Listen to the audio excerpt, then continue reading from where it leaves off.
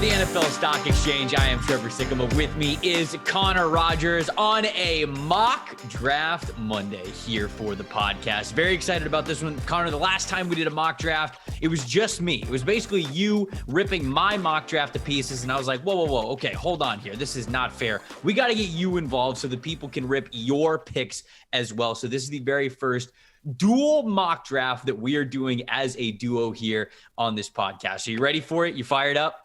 Yeah, man, I can't wait. It's always fun when, it's not fair to just have you getting ripped on me, the comments, whatever it may be. So we'll do a little ping pong mock draft action here on our mock draft Monday. And, for those that think it might be a little soon for a mock draft, well, a couple things. One, we have a huge surprise in here that I'm not going to give away. You're going to have to stick around for. Two, this is coming off the Senior Bowl. So me and Trevor aren't the type to really overact and throw like 10 guys in here from the Senior Bowl, but you'll notice a thing or two that's different.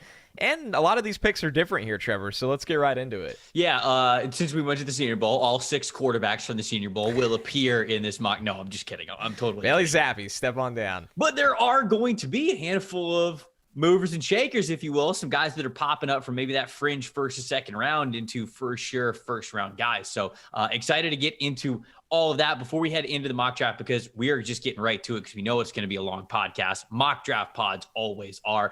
NFL Stock Exchange presented by Prize Picks. Head on over to prizepicks.com. Use the promo code PFF, deposit $20, and you will get a free year of a PFF Edge subscription. What is Prize Picks? Well, this is your place to go to place your bets for all the over-unders in the NFL. Obviously, there's only one game left in the NFL season, but this is the one that's going to have the most prop bets to it. Me and the rest of the PFF team, we were throwing down all sorts of over-under prop bets for championship weekend. It's a great way to have some extra fun for the game. If you get that subscription, it's going to cover everything from the draft guide, fantasy football guide, plus all sorts of betting tools that you're going to have in the season as well. So if you're watching the show on YouTube, the description is going to be below so you guys can check it out there. We figured, since Connor's a Jets guy, he's got his roots in New York, the Jets have the even picks. They have number 4 and number 10. And the Tampa Bay Buccaneers, where my roots are, they pick 27, they pick odds. I figured that was a natural way to start this one. I'm going to take the odds. Connor's going to take the evens. We're going to ping pong a little bit. We'll make our selections, I think, mostly off of what we would do, but there's also a heavy element into what we think these other teams are going to be. So we've got to keep the element of realism into it, but I think it's going to be a decent mix of both. So we'll be able to explain a little bit of what pick is each. I'm up first for the Jacksonville Jaguars, and I'm taking Evan Neal, the offensive tackle from Alabama. I think this is the right pick. I really do.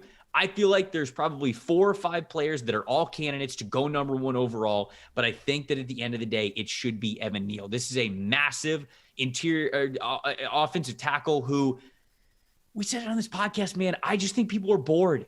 As we're sitting here I'd put this person over Evan Neal, I'd put this person to the Jacksonville Jaguars. I just think we're bored. The number 1 goal for the Jags has to be protect Trevor Lawrence. That's it. Is the offensive line where it needs to be? No. Okay, great. Draft an offensive lineman. Make that investment. You got to protect him. You got to do everything you can to get Trevor Lawrence the weapons, not just on the outside with receivers, but also in front of him for the offensive line. I think this is the right pick here at number 1. Yeah, I think so too. I think it's a high floor pick. It's a high floor pick that's for your offense. So, of course, there's all of the variables and the impact on Trevor Lawrence, like you said there, Trevor. And I think also, to be honest with you, it's going to be hard for them to get out of this pick to a spot that's still close enough to get this kind of player, right? Like, they don't – like, do the Lions, Texans, or Jets come up to 1? I'm not really convinced of that. And do the Texans want to go further back than those top 4 picks? That doesn't make sense either. You don't want to put yourself out of contention for a Neal or Ekwonu kind of player. So I think right here, this draft starts off boring, and that might be okay. Maybe the Jacksonville Jaguars can use a little boring in their life after having Urban Meyer's nonsense and shenanigans this year. Yeah, so Jags fans definitely do want to trade back. I just don't think the market is going to be what you think it's going to be. I don't see a lot of teams super desperate to move up. Like, if they're going to move up just a couple of spots, it's not like you're getting multiple first-round picks. Heck, you might not even get one. I just don't know what the price is going to be. So they will certainly entertain offers, but I ultimately think they're going to stick at number 1, and I would be picking an offensive tackle here. I think this is the way they got to go with it. All right, looking at number 2 with the Detroit Lions, my first pick here. I think this one's kind of simple right now. It's Aiden Hutchinson. I've heard already that they obviously love Aiden Hutchinson. It's a no-brainer fit there. You're getting a top flight pass rusher. You're also getting another high floor guy early. He's not Chase Young. He's not Myles Garrett. He's not TJ Watt or a Bosa, but he's a really, really good football player that can come in and I think give you 8 to 10 sacks out of the gate, rush outside, rush inside, standing up, hand in the dirt. And I think he'll really mesh with what they're trying to build there under Dan Campbell. So for the Lions right now, you're trying to get foundational pieces. You think you got that last year with Penei Sewell. You got that with a couple picks throughout that first draft for Brad Holmes. You keep that going right now and build a baseline or start to stack on top of the baseline you built. Hutchinson's that kind of player. Yeah, we were talking to some people at the Senior Bowl, and some NFL people that I talked to said that if the draft were to start this weekend, they actually think that Aiden Hutchinson is going to be the top overall pick. Like they think that he would go to the Jacksonville Jaguars at number 1. And I think that speaks to how much teams are going to emphasize just getting good football players, if you will, in this draft class. I don't want to say it's a bad draft class because I don't think it's a bad draft class, but there's no doubt about it. It's not as talented as it was last year. And I think that NFL teams certainly realize that. And because of it, we might see less risks from these teams and more just like, hey, normally this guy might be an early second rounder, but you know what? I believe in him as a football player. I see where he wins. I know he could be a good pro. I'm going to draft him a little bit earlier because I like the safeness or the high floor in what we're getting with here with that player. So Aiden Hutchinson, might go number 1 overall. So you got him going number 2. I think that's a solid pick. Houston Texans, man. Nobody knows what they're going to do. God knows what they're going to do. I'm looking on our lads right now at their depth chart. And as of right now, because of all those one-year deals that they signed, they've got 7 starting defensive players that are scheduled to no longer be on the roster next year. Only 4 guys are returning that are under contract, which is pretty nuts. It makes you think, and it kind of fortifies the fact that the Texans are still truly blowing all of this up. Now, what happens at the quarterback position with Deshaun Watson will go even further into what exactly they're doing and what their timetable might be, how they're going to mend this roster with the picks that they're going to get. But with them having this number 3 overall selection, I don't think it's going to be a quarterback.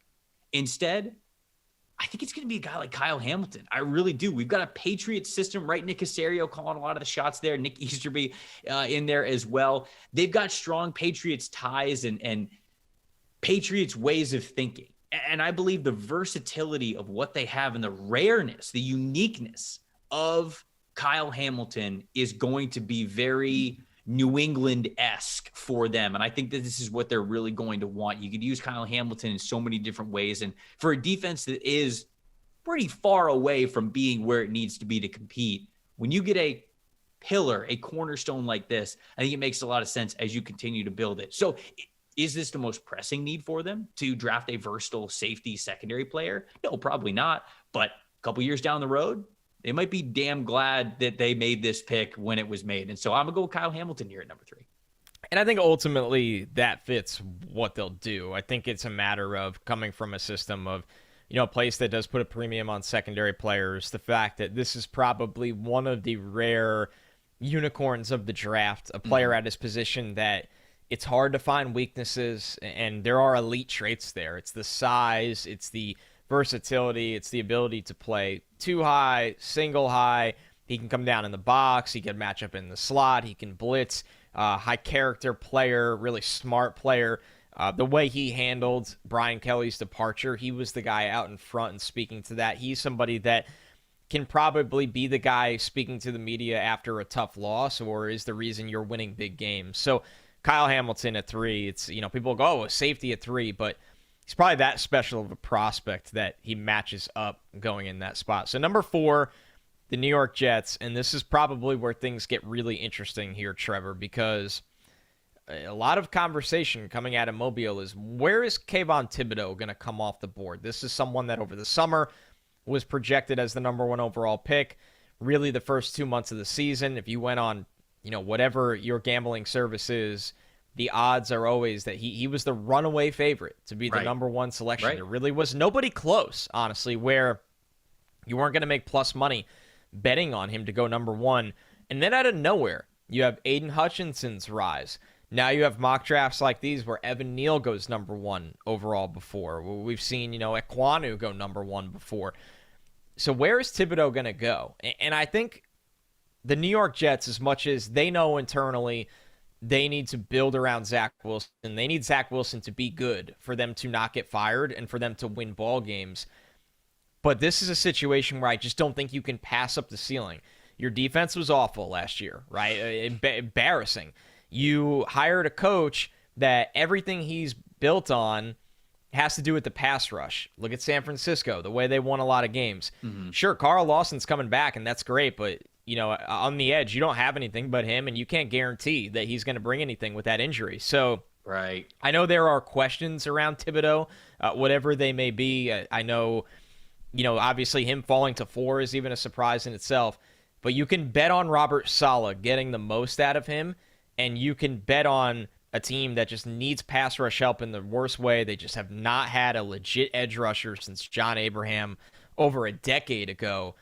I think this is where Thibodeau would come off the board. Yeah, and right, a couple of weeks ago, the very first episode that we had on NFL SC, we were breaking down my mock draft, and I had Kayvon Thibodeau not even going number 4, going number 5 to the New York Giants. And a lot of people, Jets fans in particular, were up in arms about it, like, how could you possibly pass up on Kayvon Thibodeau? And I was just kind of putting it out there like, hey, he might not go as high as you think. Like, this is the reality. Spot on. And I saw you quote tweet this earlier today, actually, a quote from Todd McShay. Now, Todd McShay was down in Mobile, Alabama, and Todd McShay, for as much, whatever you want to think about him as a draft analyst, he's a super plugged in dude. He talks to the league a lot. He's got a lot of sources there. And he had a quote coming out of Mobile this week. He said, I heard a lot about Oregon defensive end Kayvon Thibodeau, including concerns that he just doesn't play with the same fire as some of the other top prospects. His ceiling is high, but the floor is lower than what you want for a top 5 pick. So he also said that based on a couple of conversations, wouldn't shock me if Thibodeau fell out of the top 5.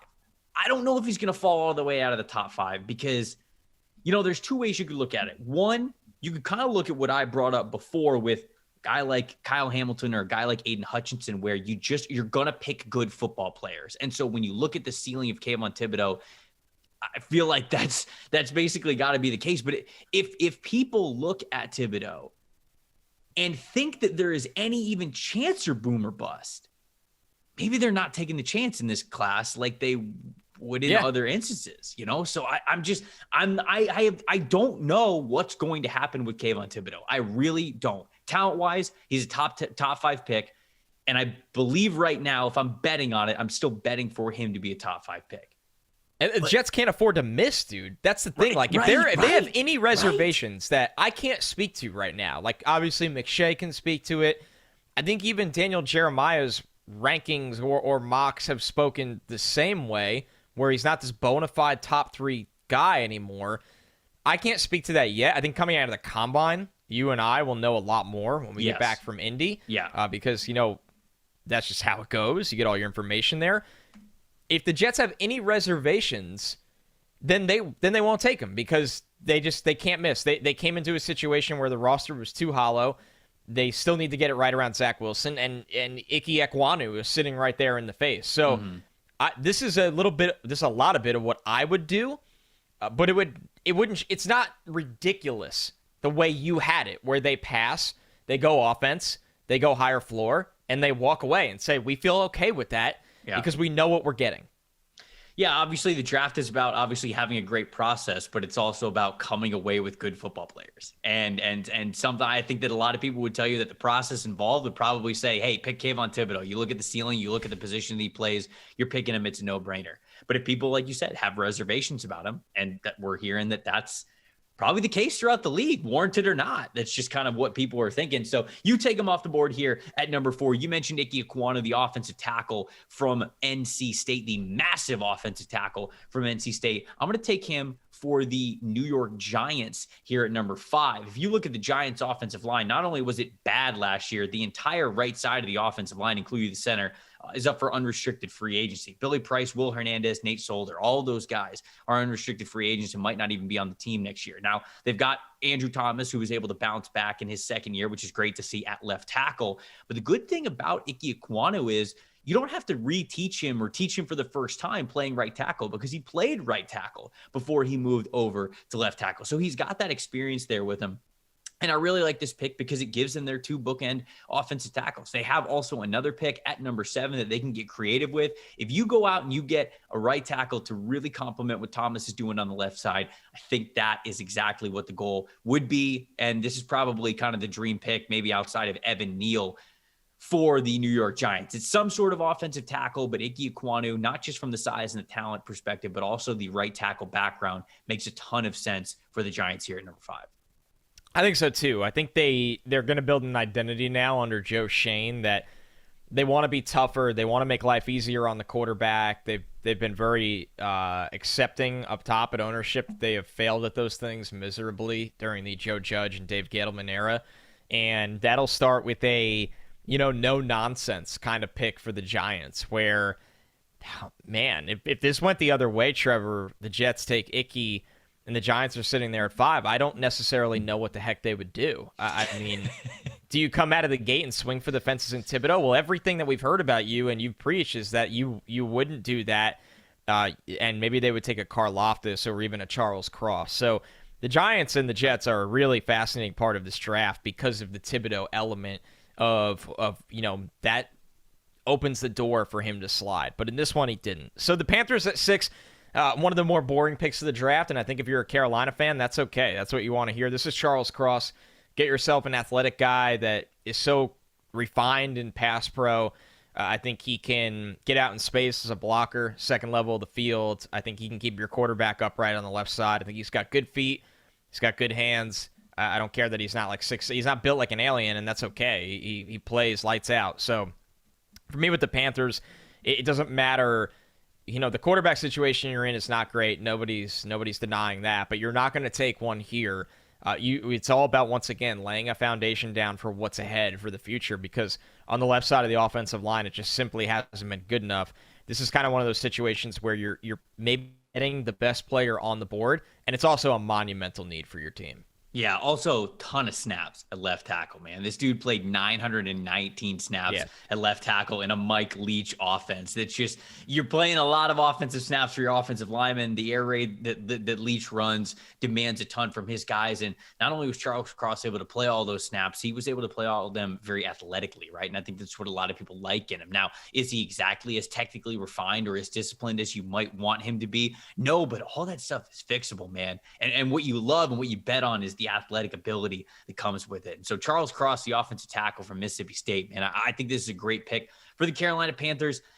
I don't know if they're going quarterback, man. A lot of people are like, hey, they got to take a quarterback, or Rule's got to take a quarterback, or actually, they probably don't set it up in that way. The way that people set it up is they can't go into next season with just Sam Darnold. And I'm with you. If they go into next season with just Sam Darnold, Matt Rule might as well just take the Auburn job if Brian Harsin ends up getting fired. Matt Rule might as well just start applying to other colleges or start looking at who's going to get fired next year, because if they go into next year with Sam Darnold, Matt Rule is going to get fired. He is. He's going to get fired at the end of the year. That's how this works. They're not going to have enough success. But I don't really think drafting a quarterback helps him either. Some people might go, oh, well, if he drafts a quarterback, then his timer kind of resets. I don't think it does. I don't think it does. David Tepper, for as much as he wants to do things the right way, a lot of these dudes are impatient, right? These are multi-million-dollar and billion-dollar franchises that they own. They're not going to sit here and just lose and go they don't like losing. Right. They don't know what that's like in life. Right. David Tepper ain't a loser. He's a billionaire. So I think that with the Panthers, I don't think a quarterback here is the right answer either. So you go offensive line, and who knows what's going to happen with Deshaun Watson? Maybe a Derek Carr, maybe a Russell Wilson. I don't know, man. But they've got to change it up at quarterback. I just don't think it's here at number 6. I think Charles Cross is the right pick there. New York Giants again on the clock at number 7. So I'm picking twice for the Giants here. I had them taking Ike Ekwonu, number 5. We just spoke about that. And I'm going to have them stay in the trenches for this one.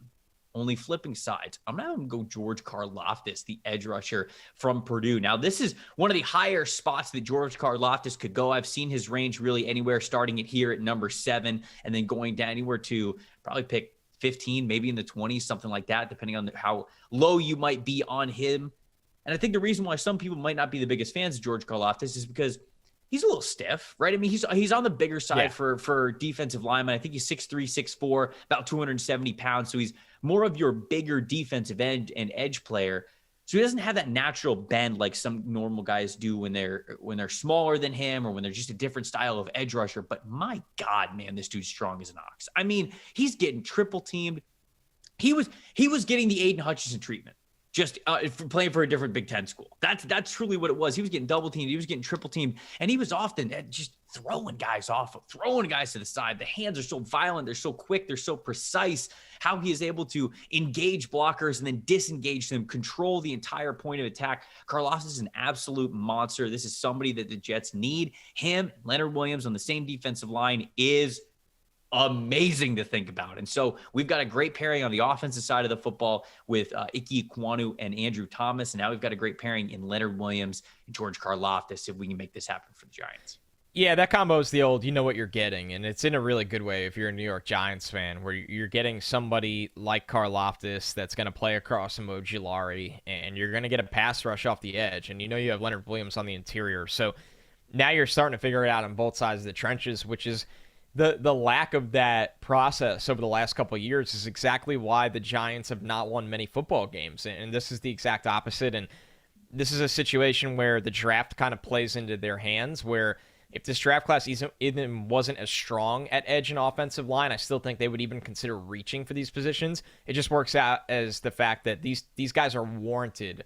They warrant these selections this early. So the Giants are in a really, really good spot to get a lot better. All right, number 8, the Atlanta Falcons. Everything you said about Karlaftis, take it. And for David Ojabo, throw that in the trash and put out the other good stuff, right? Karlaftis is, like you said, big, powerful, a little bit stiff, a kind of hand in the dirt. Ojabo, total opposite kind of player. He's a speed rusher, a stand-up guy, can just get after the quarterback with the outside burst off of the edge.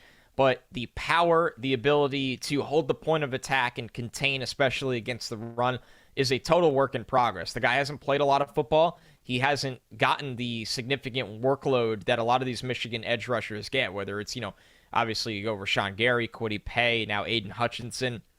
I think a lot of people in that program halfway through the year thought Ojabo would go back to school and turn himself into a top 5 pick.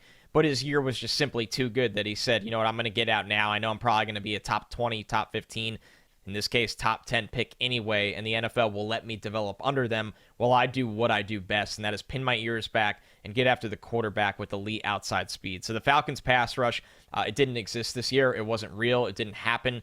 This is a good way to find a way to get some of that instantly next year with definitely one of the riskier picks of the top 10 here. I'm not going to, dance around that. This is the riskiest pick of the top 10. But the Falcons, they got to get it right at edge, and I think Ojabo would fit what they're looking for. What's the video mashup that people sometimes tweet where it's just like the guy's like, it's fiction. This one's fabricated. We made it up. We made it didn't up. happen. It's so good, man. And it's just over and over and over again. That's literally, yeah, you're right. That's the Falcons pass. I'm sorry, it's the Falcons pass rush. That's the Falcons pass rush. Okay, we're at number 9 here, and this would be the Denver Broncos pick. But you know what, Connor? You and I were talking before on the show. Mix it up. And everyone right now, is thinking, okay, Denver's going to make a run on Aaron Rodgers, right? I mean, we looked at what their draft strategy was last year, passed on Justin Fields, passed on Mac Jones, right? And you think, how in the world can you do that? Why are you going into the season with the current quarterback situation of Teddy Bridgewater and Drew Lock? Why would you do that when you don't have to? And the reason why I think is genuinely because they believe that they could have gotten Aaron Rodgers last year. Packers ended up holding on to him, not moving him, smartly so, because he might win MVP. But this year is different. This year, I genuinely think there's a real chance there's more time now involved. I think Aaron Rodgers moves on. I still believe he wants to move on. And I think the Denver Broncos are the biggest destination for him. So you know what? Instead of sitting here and doing a mock draft for the Denver Broncos at number 9, when everybody else prefaces it or says it's the end, but if they get Aaron Rodgers, it'll be different. Well, let's give them Aaron Rodgers. Let's say 2 first-round picks, 2 second-round picks, and I don't know, probably a player as well. Going to Green Bay Broncos get themselves Aaron Rodgers, and Green Bay is going to be up here at number 9. So I am officially picking for the Green Bay Packers here at number 9, with Aaron Rodgers now a member of the Denver Broncos in this mock draft simulation. And I still got to give them a wide receiver. And my God, would it be the most insulting thing in the world for them to finally get a wide receiver after trading Aaron Rodgers?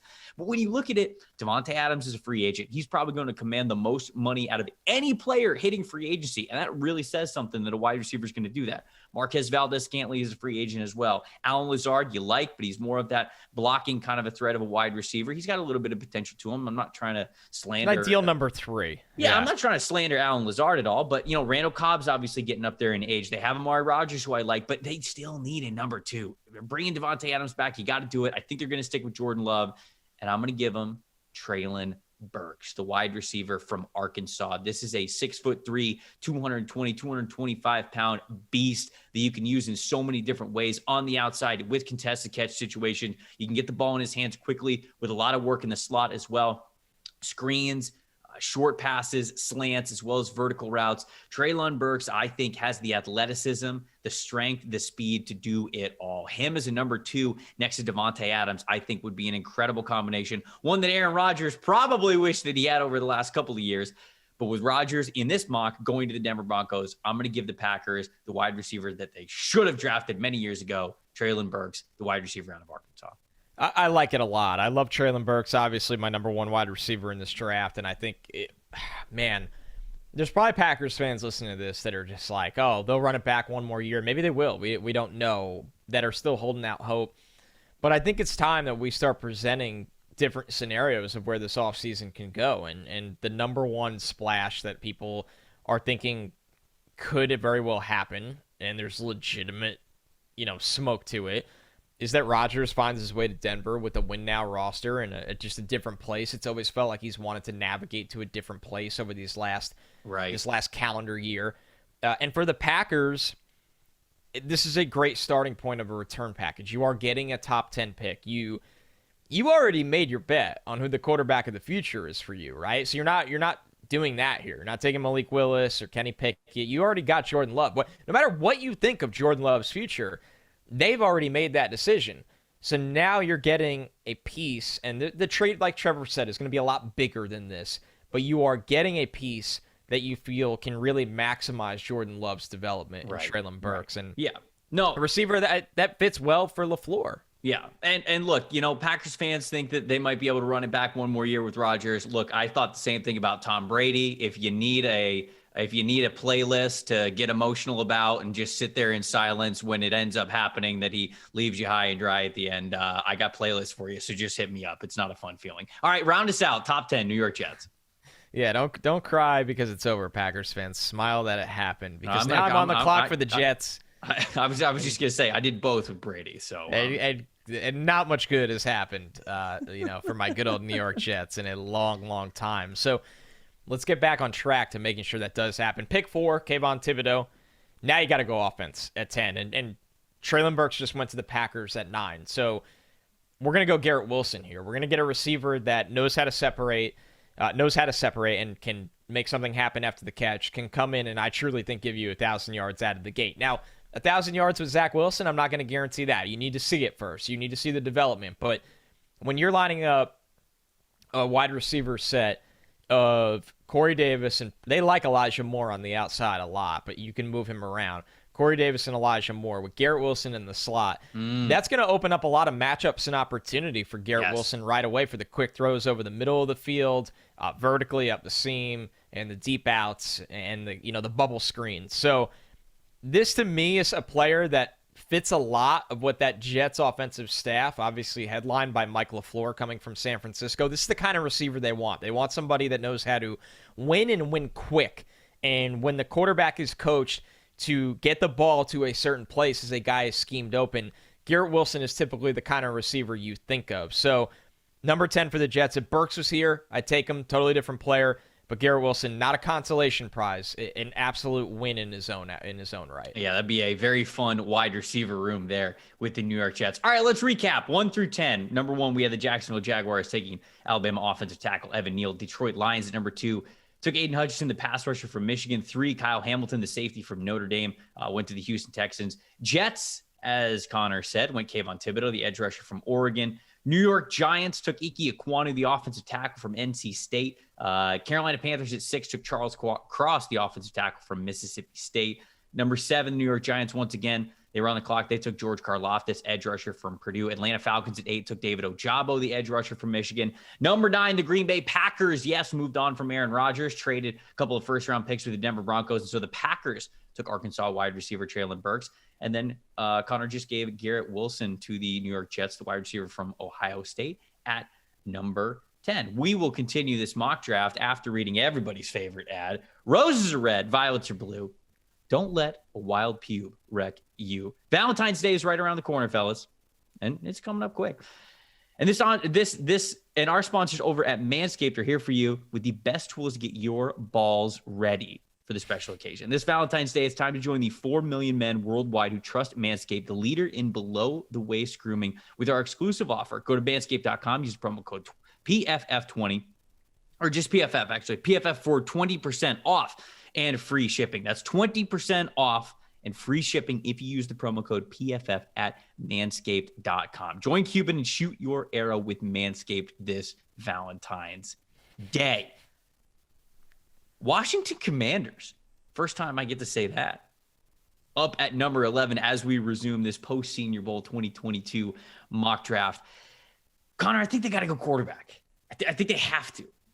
I think they're gonna. Yeah, I think they will. I'm gonna whisper this. I don't think I'd take any of these QBs in this entire class in the first round. I came out of Mobile like I don't think I'd take any of them. I don't think I'd take a single QB in the first round. But we know that's not going to happen, right? That's not the NFL. That's not the NFL landscape.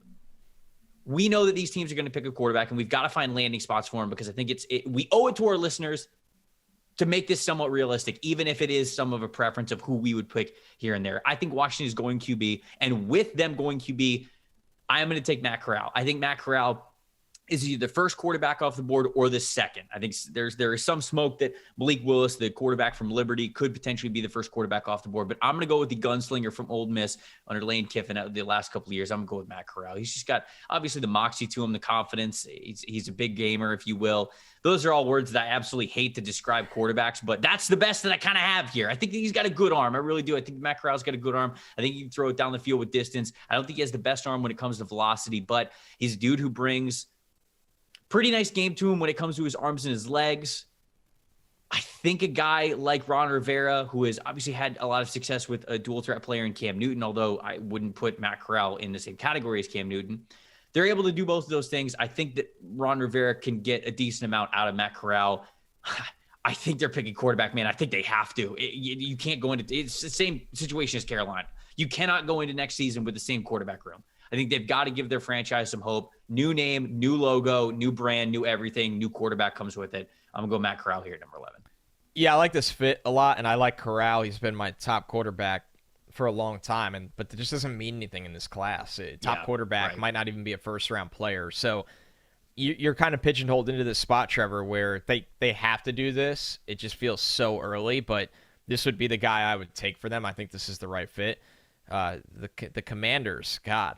Feels wild to say. You got to mix in like take command of your Valentine's Day. Oh, man, I should have. All right, on the clock, number 11, Washington Commanders.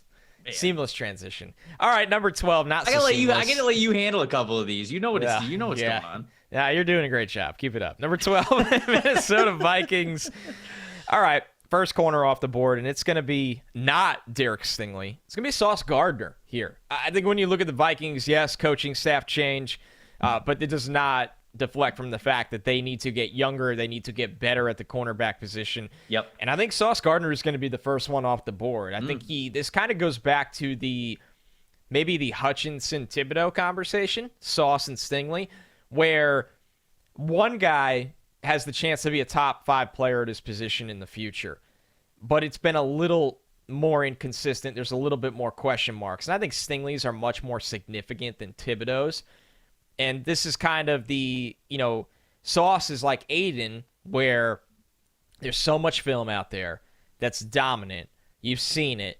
He checks every box physically that you just don't really worry. You walk away from the draft with a really, really good player. I think you feel just as good about Sauce coming into this draft as you did last year, like with a J.C. Horn kind of player, where you're like, okay, I know this guy can press. I know he can play in man. I know he tackles. I know he's physical. I know he's obsessed with football. I don't have any worries here. Sauce, the way he tests is going to be what everybody's looking towards next now that he's kind of taken this title as cornerback 1.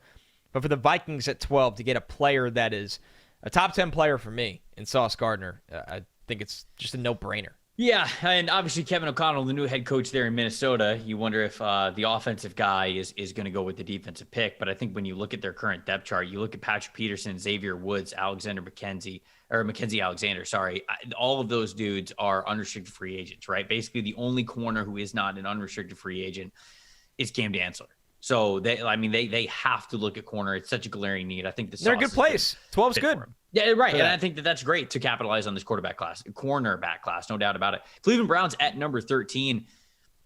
You know, you mentioned how much this offseason has to be about the Jets surrounding Zach Wilson with what he needs to improve and really show you whether or not he can be that franchise guy. We're a little bit later in the journey here for Baker Mayfield, but you're hoping he's fully healthy going into next season. You've got a big potential contract extension looming with him. Odell Beckham Jr. is no longer on the roster. I think they have to go wide receiver, and there's a couple of different ways they could go here. A lot of people like Garrett Wilson. Garrett Wilson's not on the board for them. Neither is Treylon Burks, but my wide receiver 1 is. Drake London is. And I think that for as much as Drake London is not a field stretcher, Donovan Peoples-Jones can be that, right? I mean, we saw him at the Combine a couple of years ago, put on an absolute show, had a freak of a mock draftable chart with how well he was able to run and jump and show explosiveness and speed and everything. They also drafted Anthony Schwartz as well, the speedster from Auburn. So they have speed on the roster. What they don't have is that reliable dude when the going gets tough, when they need a first down, when they have to have somebody win on one-on-one when the ball is in the air. I think Drake London checks that box for him. And with Jarvis Landry kind of taking a step back last year, I think this would actually, where the style is different than, say, a Garrett Wilson or a Jameson Williams, like we often see here for the Browns, I think this might actually be the best pick for them because Drake London can really become Baker Mayfield's best friend. So Drake London, the wide receiver from USC at number 13. All right, moving on here to number 14. Baltimore Ravens, obviously division rival of the Browns. You took Drake London. Now we're going to get a player that would get to match up with him, and that is Derek Stingley. I love it. You're just comfortable with certain players in certain places, right? You look at, he had different questions, but Marlon Humphrey had questions coming out of college into the NFL about, would he warrant as high of a selection that he was? And I think he obviously lived up to being a really, really great pick. I think with Stingley, you go into a culture like the Ravens. They know how to develop that kind of secondary player with all the tools in the world. They love their long, tall corners that have the deep recovery speed. He's going to go into a place where everyone's like, is he locked in? Did he fade out after LSU went downhill? You're not worrying about that in Baltimore. This is going to get the most out of Derek Stingley. So for the Ravens here, great land of a player that I really think can be top 5 at his position in the future. Obviously, the floor is a big-time risk. This is the place where he gets locked in, and you get everything out of him. Oh, man, I love Stingley. That 2019 tape don't go away, man. He's a build-a-corner, right? He really is. He's just unbelievable. And it's the wide receivers that he went up against in 2019 that gives me so much faith, right? These are really good future NFL players that he was able to shut down. And so it's crazy to think about him going number 14. But, man, if the Ravens can get him at number 14, it's an absolute steal for him. Philadelphia Eagles, one of 3 picks that they have in the next 5 selections going from 15 to 19. I'm going to go with the wide receiver. I'm going to go with Jameson Williams. Okay, I just went with the wide receiver for the Cleveland Browns, but I think another wide receiver pick is warranted here because I don't really have faith in Jalen Reagor. I just don't.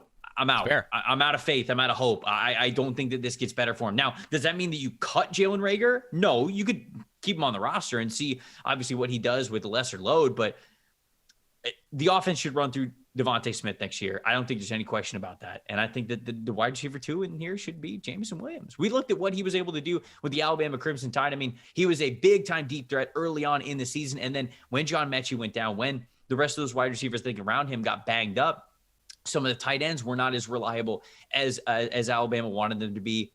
They started getting this guy some quick touches, just almost like manufacturing touches and catches for him. And it wasn't these 22-yard bombs, which we already know he can do. Instead, it was the over-the-middle stuff, the quick outs, the, hey, we need a first down. We're going to Jameson Williams anyways, just 5 yards down the field, not 15, not 50 yards down the field. And I think that he was really able to show that he could round out his game. Obviously, he has the ACL tear, which is a big bummer for him because we're not going to get to see him at the combine. And I think that he would have absolutely flown in the 40-yard dash of the combine. So I was really looking forward to that, as well as the 3-cone drill and some of the agility drills with Jameson Williams. But we've seen before, ACL tears, they're not as devastating as they used to be, man. I don't know if it's just an improved rehab process or the surgery itself, or guys are just becoming freaks with how they recover from these injuries. And I'm not saying he's going to be Cam Akers and come back in the same season or do what Adrian Peterson did with an ACL, but I think eventually Jameson Williams will be fine. I think that he will get back to where he was pre-injury. And if that's the case, he's got to be the pick here, number 15 for the Eagles. And so now you are up with the Eagles again at number 16. Yeah, and I'll continue with the theme of play speed for Philadelphia, but go to the defensive side of the ball and look at Nakobe Dean, right? A leader in the middle of the field that's going to be undersized. He's going to be, 6 foot, he's probably going to play around 230, I think, when all is said and done on an NFL program. But when you're that size, you need to be able to avoid blocks, not always run through them. And he's got the pre-snap awareness and the acceleration to do exactly that. He always knows where to be. It's see ball, get ball, but it's also, I know the ball's going to be there and I'm going to be there when it arrives. So Nakobe Dean gives the Eagles something in the middle of their defense that I think they've been lacking, and that is a potential superstar, sideline to sideline, tough linebacker in the middle of the field that kind of brings out the best in everyone.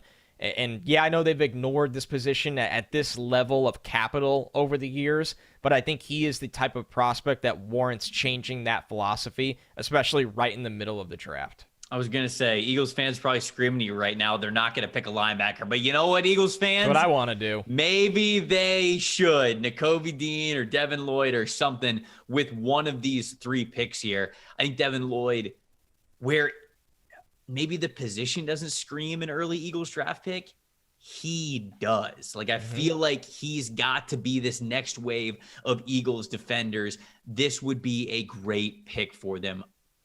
Draft history be damned.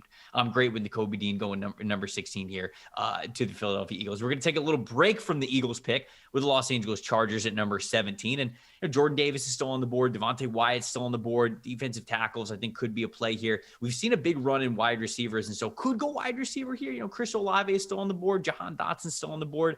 But I'm going to go a different direction. I'm actually going to go corner. You look at Chris Harris. He was one of their best, maybe their straight up best corner last season. He's 32 years old and he's hitting unrestricted free agency. And so you don't know how much he's got left in the tank. You don't even know if you're going to bring him back. I like Trent McDuffie, the corner from Washington. McDuffie has been starting since his true freshman season. He's been destined for greatness. He is so smart, man. I had the chance to get down to sit down with him and really get to know him a little bit better. He's just got so much going on between the ears, if you will. He's so smart. He's watching some of the best, most versatile players that have ever played the game. He loves Charles Woodson. He's watched Charles Woodson since he was a kid. Same thing with Rondé Barber. He studied Rondé Barber plenty. And being a little bit smaller of size, I'm not so sure that Trent McDuffie's going to hit those cornerback thresholds that some teams might hold from him. I don't care, man. I really don't. I mean, it would mean that they would have 2 smaller guys in Asante Samuel Jr. and Trent McDuffie on their team. But heck, you get yourself a corner either next year or the year after that's a little bit longer that might be able to go up against some of the bigger body wide receivers. And then all of a sudden you have 3 cornerbacks that are studs. And if we have learned anything in the NFL over the last couple of years, it's that as these teams start to make their wide receiver rooms 3, 4 deep of legit wide receivers, you better have the corners to match. And so even if it makes the corners in the Chargers cornerback room a little smaller right now, you get one longer guy, whether it's in free agency or in the draft over the next year or two, and all of a sudden you look like you have one of the best cornerback rooms in the NFL. At least I think so. So I'm going to go with Trent McDuffie here for the Chargers. Yeah, I think McDuffie, it feels a little bit of the same with Sauce, that his sample size of recent film is going to outweigh the question marks with Stingley. Now, Stingley, you're taking the gamble on earlier because of the traits and the overall ceiling. With McDuffie, it's a little bit of the opposite, that he's just already so good at so many things, and he's not going to come in at 6'3". He's not going to run a 4.3. He's not going to do these freakish things, but he's just a hell of a football player. Knows how to come downhill and tackle, great instincts, awareness. A lot of those Washington guys are built the same, where they are so technically sound and just always are aware of where the ball is going to be, and McDuffie fits that mold, and the Chargers get an instant starter, which is hard to do in the secondary in any draft. So moving on to the Saints, you mentioned Olave on the board at that pick. I'm going to go with Olave here. The future for Michael Thomas with the Saints, very, very up in the air. Yes, there are questions at quarterback, but I think when they get a new head coach, they're not going to hit the panic button and just overreact to this class. I think they're going to look to just get better on offense and get someone in Olave that is a little bit like McDuffie's role in the corner class. Olave's like that in the receivers, where he's not going to have the freakish traits of a Treylon Burks or, Jameson Williams speed or anything like that. But Olave has shown you over years that he knows how to get open. He has really uncanny ability to get off the line of scrimmage and find space and catch the football deep vertically. And the Saints have been missing that from their offense, with a bona fide go-to wide receiver that can be trusted on to carry a game plan week in and week out. And Olave's done that enough at Ohio State, where he's going to come in he's more pro-ready than Jameson Williams, even Treylon Burks and Drake London to an extent. Like, Olave's going to come in and get open. And if you have the right quarterback, which we don't know if they will at that time, but if you do, he's going to be super, super productive very early on. So number 19, we'll head back to the Philadelphia Eagles. I'm going to have them taking Tyler Linderbaum, the interior offensive lineman from Iowa. I don't know where Tyler Linderbaum is going to go in this draft. Yeah, it's hard to figure out. Because obviously he plays the center position. How valuable is center? That's, I think, the big question here. But, when it comes to a big board, when we talked about before, hey, just draft good football players in this draft. Connor, I'm not going to lie to you. He might be player one for me. He might be number one on my big board, like Quentin Nelson was a couple of years ago. Now, that doesn't take positional value into the equation. I'm just talking about grading football players at what they are supposed to do. Tyler Linderbaum, good chance he's the number one overall player on my big board. And so how's the number one overall player going 19? Well, just depends how valuable the NFL thinks a center is. Now, for the Philadelphia Eagles, they have Jason Kelce right now, but he almost retired last year. Chance that he retires this year. And he only signed a one-year deal, although I just looked on SpotTrack, and I think he has like 4 voided years on the back end of his contract, which NFL teams are doing a ton of now. And so common now. It's weird. I don't really know how that works. I guess essentially you could just... You're kicking money down the road while the player is not playing for you. Right, but can you activate the year? Like, if they want to bring Kelce back, do they just activate the next voided year and it becomes non-voided, or do they have to completely redo the contract? He walks free. Yeah, it's a very manipulative system of the cap that can eventually hurt you in the long run. Right. So I'm gonna ask Brad Spielberger about that. Yeah, he's our cap guy at PFF. He knows a lot more about cap contracts than I do, so I got to ask him all about that. But all that to say, Tyler Linderbaum at center, Landon Dickerson sitting next to him. Let's go, baby. That's some road graders right there. That's a powerful interior. So I'll go Linderbaum at 19. Round us out for the top 20 with the Pittsburgh Steelers. Who you got here? The darling pick and rumor from Mobile, and that is Malik Willis to the Steelers. Yes. Yeah. Yes. I mean, we don't have to overthink this one.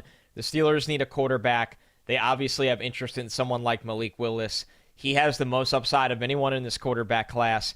You can use that howitzer of an arm throwing down the field, obviously, to Deontay and Claypool and even Freiermuth in the middle of the field. Your offense is going to look a little different. You need to get your offensive staff together and say, hey, how are we going to use this guy? Are we going to cut the field in half for him? Are we going to use him on designed runs? Are we going to use RPOs? There's so many different things, good things that Malik can bring, and I like the Steelers as a landing spot for him. You have a check down option in Najee Harris that can help you out from forcing the ball or making mistakes or making things too complicated. So in this scenario, Trevor, and I don't think this is going to happen in the real draft, they didn't have to go up and pay a premium to get him. There's just no way at 20 would they pass on him, right? Yeah, I certainly, from what we learned in Mobile, it looks like they are all in on Malik Willis, which is dangerous because I've gone on record, and I'll say it plenty of times again, if you're starting Malik Willis in the NFL next year, it might get ugly for you. Like, yeah, I wouldn't advise that. It might not be a good situation because, man, Malik struggled in college. I get that he was playing behind a bad offensive line, but like even when things were clean, like the process was not totally there for him. He needs reps, man. He needs time to develop. And I'm not saying that he can't, but he needs time. He doesn't know where to look right now. The natural accuracy is just not there for him with his throwing motion and the current mechanics that he has. It's just the ball does not go where it needs to go as often as it needs to go there. And that's truly the case with Malik Willis. Of course, you love the ceiling. You love what his arm talent's bringing. He's got a powerful arm. He's got great ability with his legs, but shoot, man, he needs time. And so if the Steelers draft him, which it seems like they really might,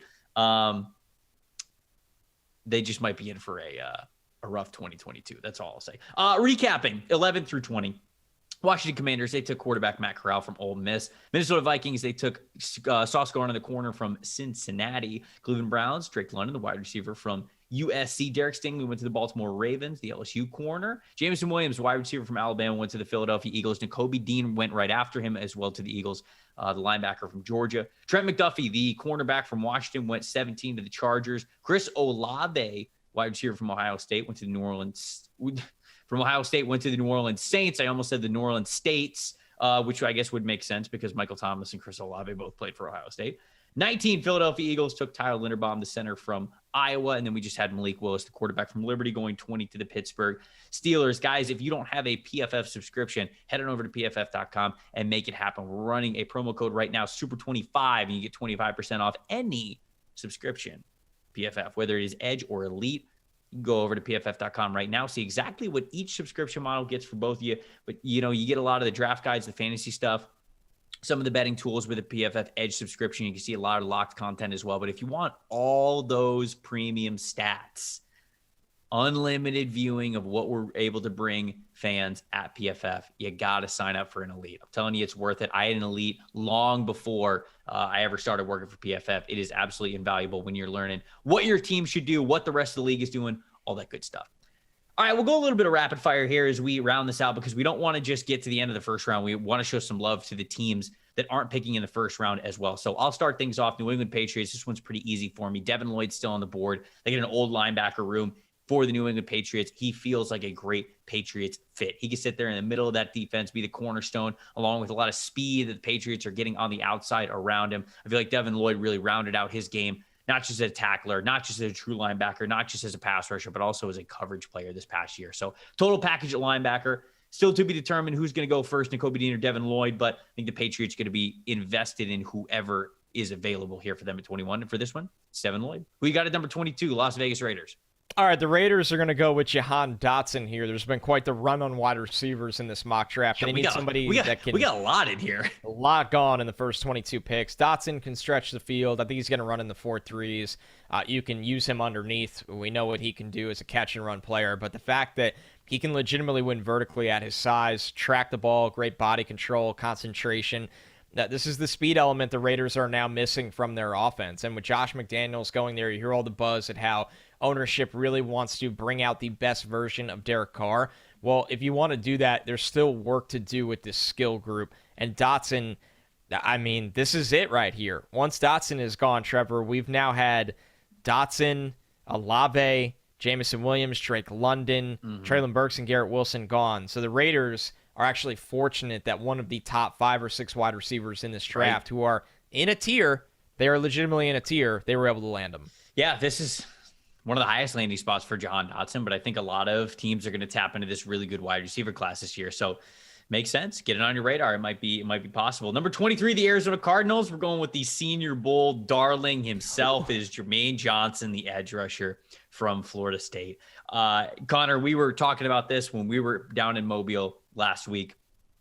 Jermaine had such a good day 1 and day 2 that you and I, while recording the Thursday's episode of the podcast, went, ain't no reason for him to play on Thursday. Just, you don't even need to show up. And you know what he did? He didn't. He didn't. He must have listened to the pod early. I don't know that, but yeah, listener of the pod, faithful listener of the pod, Jermaine Johnson, big shout out there. But dude, he had just such a dominant day 1 and day 2 of Senior Bowl practices that made sense, man. I thought that he was a fringe first rounder going into the week. He is absolutely a surefire first rounder. Now you better get him in to your mock drafts because, again, going back to the theme that we were talking about, go draft good football players. Jermaine Johnson's a damn good football player. And so I've got him going number 23 to the Arizona Cardinals, who might lose Chandler Jones.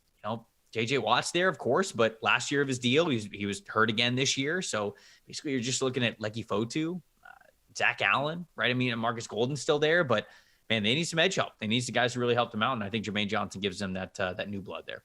Yeah, that's a perfect range for him and a good team that probably will look to get more pass rush help. And Chandler Jones has a really fascinating free agency ahead of him. So 24, the Dallas Cowboys. I'm going Jordan Davis here. And this is not a sexy pick. This is not that's a Jerry pick. This is a Jerry pick. Get a big guy for the middle of the field that can help your run defense. He can two gap. He can he can eat a ton of space. He's going to let Micah Parsons even run around and make more plays, Trevor. And that is a scary, scary thought. He's going to help the linebackers behind him. And overall, it's just going to help Dan Quinn's defense up front where, Jordan Davis doesn't have to play 80, 70%, even 60% of the snaps. That's not who he is. But the snaps that he comes in, whether it's stopping the run or rushing the passer, are extremely, extremely effective. So this is just almost too easy in this spot.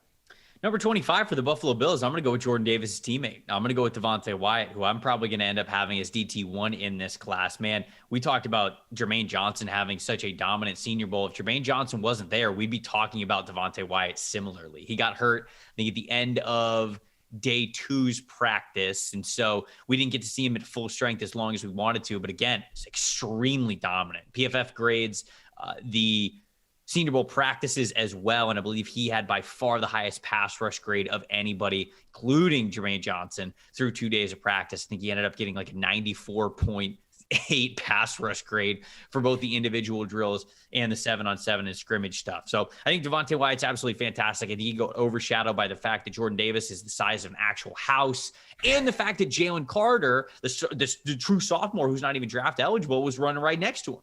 And I think that people kind of looked over Devontae Wyatt when they really shouldn't have. And he's a fantastic football player. When you look at the Buffalo Bills, Jerry Hughes, Mario Addison, F.A. Obata, Harrison Phillips, Vernon Butler, all those guys are hitting unrestricted free agency. The only two defensive tackles right now who are under contract for the Bills going into next year are Starlo Tulele and Ed Oliver. Now, good guys, but the Buffalo Bills love to keep their guys fresh. They love to rotate on their defensive line, whether it's interior or on the edge. And so I got to think they're going to look to really beef up the interior trenches as well. I think Devontae Wyatt could be a pick for him.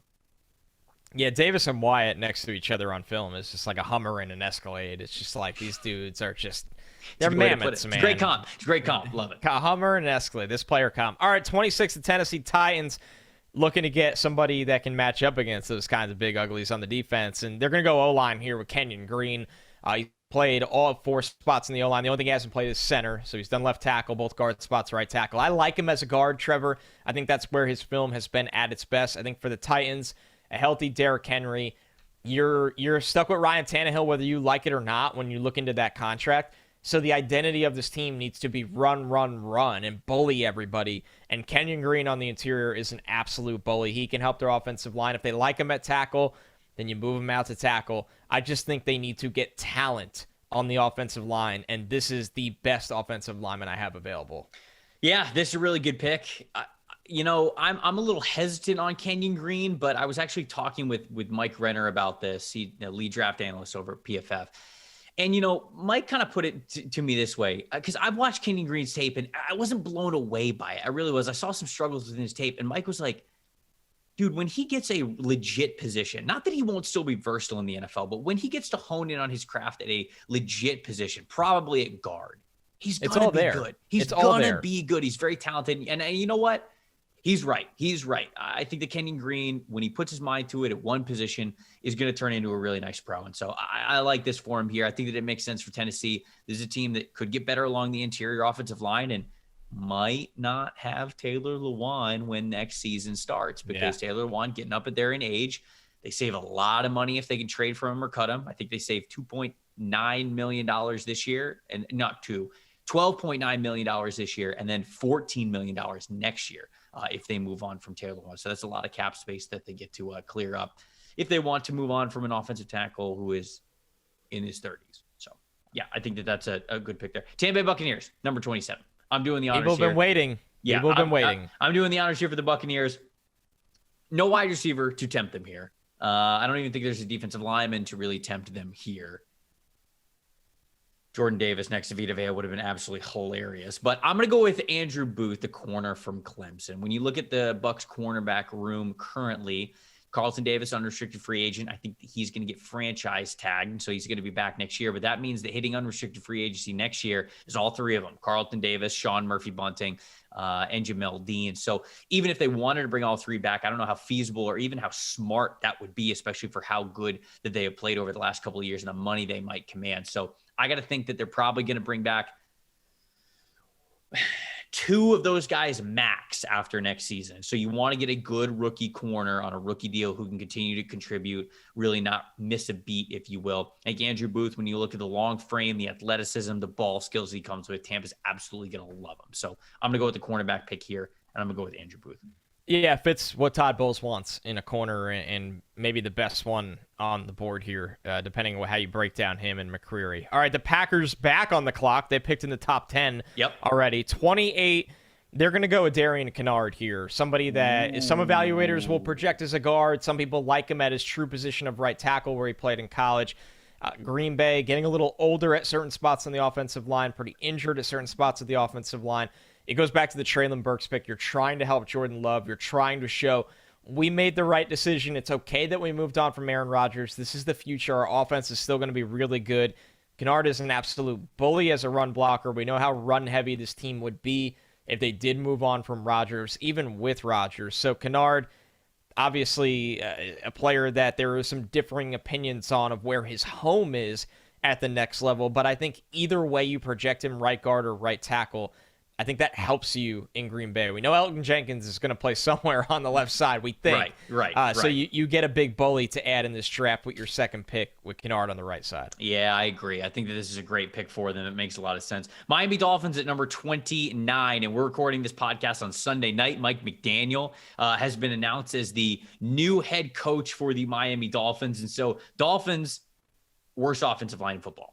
Not really close. Now they've tried to invest in it before and it just has not worked out. Yeah, but they missed. Look, I've had Dolphins fans tell me like, we don't want to draft another offensive lineman. We suck at drafting offensive linemen. I don't know what to tell you. Until it gets better, you're just going to keep drafting offensive linemen. That's just how it's going to go. That's how it goes, man. It's got to get right eventually. I'm going to go with Central Michigan offensive tackle Bernhard Raimann. He is somebody that I really liked going into Senior Bowl week. And you know what, Connor? Going to be honest, he struggled. A lot of the small school guys struggled. Trevor Penning struggled. Max Mitchell struggled. And I think Bernhard Raimann struggled. And so that's why I think that we're pushing these guys a little bit further down. They're not really in that mid first round range anymore. I think they're a little further back than that. But when you look at what McDaniel might really want on his offensive linemen, it's guys who can get on the hoof, right? Guys who might be able to move in space, who are athletic enough, who have that athletic background. Well, Raimann came into Central Michigan from Vienna, Austria, actually, picked up football when he kind of came over to the States, and they started him out as a tight end. So he's got that former tight end background. He's got that athleticism to him. And then they packed about 40, 50 pounds on him, made him a tackle for him. And so he is still learning that tackle position, but he gives you a great baseline of athleticism, allows you to play a variety of different schemes that allow their offensive linemen to get out in space. I think Rymann's a great candidate for that. So for Mike McDaniel, his first draft pick, I'm going to go with an athletic offensive tackle from Central Michigan, Bernhard Raimann. And I think that'll be the first thing they look to fix in the McDaniel era, is getting that offensive line right after. Yeah. The guy that made the picks, though, and missed, and Chris Greer is still there. So now you got to lean on the coaching staff to help you. All right, 30, the Kansas City Chiefs. Roger McCreary still on the board. I think this is the right landing spot for him. The Chiefs know going into the playoffs, they're going to have to match up with teams like the Bills, where you have Gabe Davis going for 8 million yards across from Stephon Diggs, like the Bengals that have legitimate weapons across the board. They need matchup corners. They need guys that can compete, that can fight, that can give you a chance, right? That's what it comes down to. They need guys that can give you a chance. And McCreary, the film shows he can stay in your hip pocket. He's very sticky in coverage. I know the arm length is going to concern some people, and maybe that's why he's here at 30. But for the Chiefs, I think their needs are very, very obvious when they get to the draft. And corner is absolutely one of those ones where if the BPA is there, you just take them. Cincinnati Bengals sitting there at number 31. They are in the Super Bowl somehow, some way. And I think the answer to that somehow, some way is Joe Burrow. Look, he's had some incredible performances where he has been pressured like it's nobody's business. He's come out not only alive, but also on top. There's only so much longer that you can play with fire and not get burned. The Cincinnati Bengals still have to invest in offensive line. I think that has to be their first round pick here. And I'm going to pick another Senior Bowl guy. Zion Johnson, the interior offensive lineman from Boston College, came into the Senior Bowl. A lot of people had a lot of eyes on him. And you know what, man? He played up to it. That first day, he was absolutely fantastic. I think he was stonewalling a lot of interior defensive linemen, playing very, very well. Second day, did not play as well. But you know what I really loved? That third day of Senior Bowl practice, he came out and he was out there before anybody else. He was working on his pass sets. He was working on his drops. He did the same thing after practice as well. He was talking with coaches. He was trying to get better. And I think a lot of people came away very impressed with him, not just what he was able to do on the field, but also how willing he was to learn, be a better offensive lineman, show that, hey, this is not the best version of me. The best version of me is coming soon in the NFL. I think people are really going to like him. I think he played his way into that fringe first round spot. And I'm going to go with Zion Johnson here to fortify the interior offensive line for the Bengals. All right, 32, the last pick of the first round before we do the 5 teams that were not in round 1. We're here for you. We're going to do those picks. Most of them in round 2. One team, not surprisingly, hanging on by a thread in round 3. So the Lions at 32, he's still on the board, Trevor. And I think this is right. This is where Kenny Pickett goes. I'm not this big believer that Kenny Pickett has the ceiling that warrants a top 20 pick. But can he come in and manage things for you and win you football games and play in the structure of your offense? Kind of like Derek Carr. Yes, Kenny Pickett could do that. We know Jared Goff's not the answer there forever. Eventually, if you're the Lions, you can only kick that can down the road for so long. Now, from this pick, I would not go up and get a quarterback if I was the Lions. Right. This is a scenario where a high floor, low ceiling player like Mac Jones was last year, and I know some people don't like to hear that, but that's how Mac was looked at. Kenny Pickett's probably not as good as Mac Jones. I'll flat out say that. But Pro Bowler Mac Jones. Pro Bowler Mac Jones, the illustrious Pro Bowl. The Lions here with Pickett. I think Lions fans could be okay with this. That they didn't move to get him, and that he falls right here, and now you can kind of see the picture of what life is after Goff. Yeah, you just have to go about this the right way, right? Because I think Lions fans are definitely going to yell at us for this final pick. They're going to be like, why are you picking a quarterback at number 32, right? If basically, you know, if the odds tell you if you're not picking a quarterback basically in the top 10, they're probably not going to pan out for you, especially in today's NFL, especially with this quarterback class. But I think there's a right way that you can handle it where this pick still makes sense. Yeah, in hindsight, if Pickett doesn't work out, would you have rather picked somebody else at this selection? Sure, but the biggest swing of the bat is always quarterback until you have one. And Jared Goff was fine last year, but if you draft Kenny Pickett and Jared Goff kind of sucks within the first 10 weeks, maybe you pivot over to Pickett for the second half of the season and you see what you got in him. And you don't have to pay Goff anymore. And if you like what you see in Kenny Pickett, cool. Then maybe you hit the jackpot, right? Maybe you did. And if you don't,